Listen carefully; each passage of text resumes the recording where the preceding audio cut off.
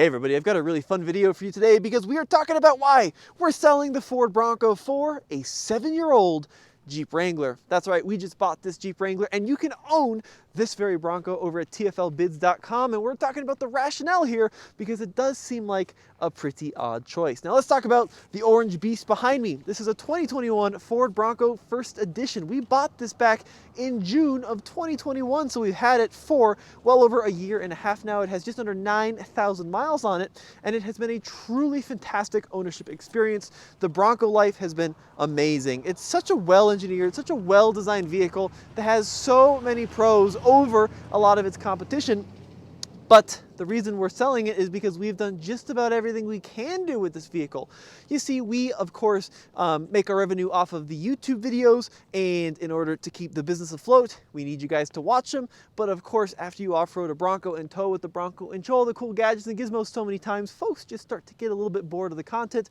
So it's time to move it on to a new home. And that's where you guys come in, because if you want to bid on this very Bronco, TFLbids.com, it's up there right now. We're working on our very own little auction site here. You can submit a vehicle, we'll promote it on the videos. It's actually a really great service. And we now have proxy bidding, so you can set like a max that you want the auction to bid for you on, which is pretty cool. But anyways, let's talk about this vehicle a little bit, because I have to say I was pretty skeptical when Ford announced the Bronco, a little skeptical when it first started rolling out, but after living with this thing for some 8,000 miles or so, it has been phenomenal. The ride, the comfort, the handling, and the capability, top notch. Really, really, really impressed. The way the lockers engage, the way the sway bar disconnects in the front, the articulation with the independent front suspension, the connectivity, the comfort with the interior has been truly awesome. So you're probably thinking, well, why then downgrade to a 7-year-old Wrangler? The biggest issue with the Bronco from our standpoint is we need a vehicle that we can have videographers drive, that we can have producers drive on our shoots. And the Bronco, of course, is more than capable of that. But especially this summer, we've got some pretty big off-road adventures planned through some pretty narrow trails with some big sticks and pokey rocks, and this is just an expensive vehicle to be taking out into super rough terrain. This is a really premium vehicle. It's in excellent condition. The paint looks good, and especially that we're going to have some folks with less off-road experience out on the trail. We wanted a vehicle that could be thrown around, get really dirty, you know, bash across rocks, and that's where this Jeep comes in. So we just purchased this on Craigslist, bought it today. This is a 2016 Jeep Wrangler JK Unlimited Rubicon, but this one has been fully accessorized by the folks over at American Expedition Vehicles, AEV. And this vehicle out of the box is everything we need for a recovery vehicle. So you've got the big beefy AEV front bumper with the Warn winch and the synthetic lights. It's got full skid plates underneath, full set of rock rails. It's got the AEV 3.5-inch lift, 35-inch tall, brand new Mickey Thompson tires on it. It's got, you know, the little jerry can in the back here for holding liquids, got the high lift jack, got a roof rack on it. And this is all stuff we could do to the Ford Bronco to outfit it for recovery purposes, but it would be a pretty costly project to go down that route. And we just thought we'd get more return out of buying a more affordable used vehicle. So let's talk about what we paid for this Jeep. 2016.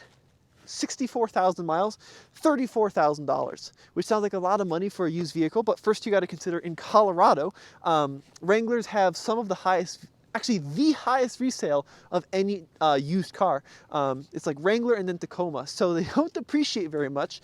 And then you got to consider that 34 grand is a ton of money, but by modern day standards, you're not going to be getting a lot of new car for that. So like 34 grand could get you a pretty much base model new Wrangler, pretty much base model new Bronco, but then you'd have to go through the lift and the tires and the winch to get it to do what we need it to do. For 34 grand, we have a kitted out Rubicon, front and rear locking discs, sway bar disconnect, the winch, the lights, all of it. Now, we didn't go for a JL because those are still too expensive. The JKs are more affordable, and they are virtually, well, I don't want to say the same vehicle, but the underpinnings of them are remarkably similar. So this has the 3.6 liter Pentastar V6 that you would find in a new Jeep. The transmission is only a 5-speed automatic, so it doesn't have the 8-speed of the new models, but this is a proven engine. We have actually, I think I was counting it, we've owned vehicles now that have had this V6.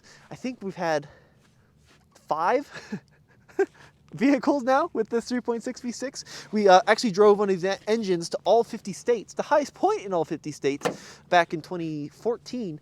And that engine, even though it was really ragged on towing a lot of those miles, it's just, they're so durable. So I really feel confident buying a vehicle like that. Now on the inside, a couple other really nice things. This Jeep has the full AAV treatment as well. So we also have this really beefy roll cage, which I'm excited about. Safety's a big deal. The sports bars that these Wranglers come with are pretty good for just kind of putting around town and on trails and stuff. But for real serious hardcore stuff, you want to have a more beefy setup, keep the videographer safe. I love, for example, if you look in their case, AAV does such a thorough job with their outfitting. They even change the gauges, which is pretty nuts. You can see it actually says AAV there on the gauges. Now, if it was my rig, I'd probably go for the 6-speed manual, but we've got some videographers and producers that don't know how to drive a stick. So the automatic it is, 4-low with the locking diffs, which is very cool. And we needed the 4 doors for video production, so that's why it's a 4-door. Lots of room back there, actually, considering the size of the vehicle. It's a really roomy place to spend time. And that roll cage, you can see they even modify the rear portion here with some additional bracing. Very neat stuff.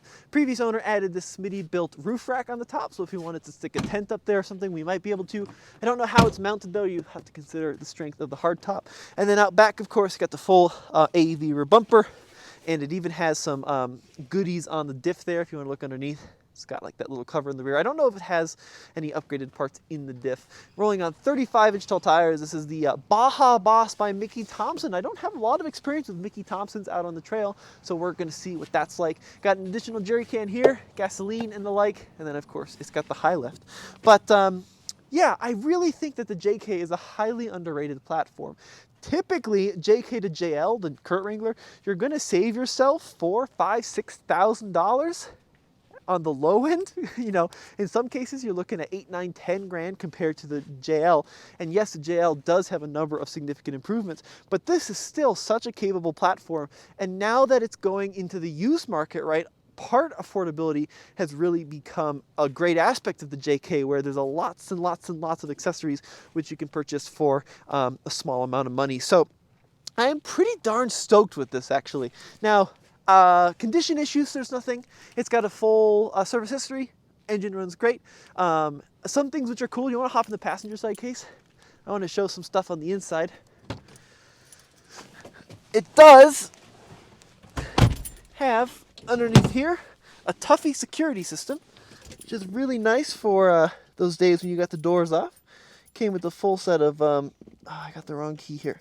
Shoot, anyway, it's a Tuffy box down there. It's got a full set of tube doors that came with too. I like these little accessories here, which just attach as such, and someone spent a lot of money on this. So we have the original window sticker and the receipt from AEV.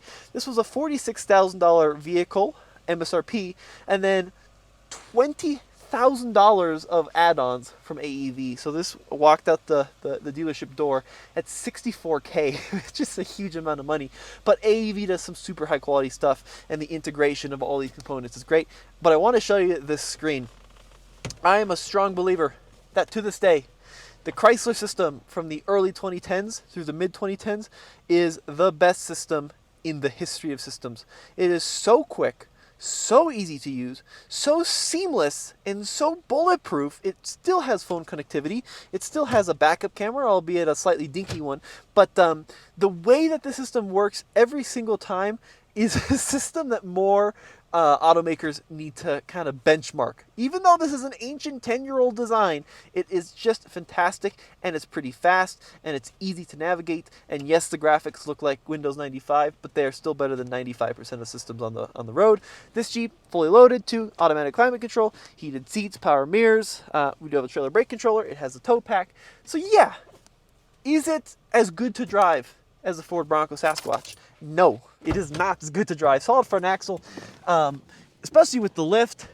It's kind of like a fat man doing whoopee on a waterbed at highway speeds. Is it as capable as the Ford Bronco with the Sasquatch package? Yes. Is it more capable? Probably not. This Bronco has proven itself to be, seriously, probably one of, if not the single best off-roader I've ever driven, period. It's amazing. Sasquatch First Edition 35s with the lockers will go anywhere and do anything. Is it as safe as a Bronco? No. but it's a heck of a lot more affordable, 34 grand versus, I don't know how much this will sell for at auction. If you do want it though, check it out over at tflbids.com. It's a great Bronco. I'm sad to see it go, and it's pretty cool at the First Edition. Not many of those out there. You got the cool graphics on the First Edition, and this one is in really nice condition overall. Well, let me know what you guys think in the comment section below. Big thank you to Case and Alex behind the camera. We'll see you on the next video.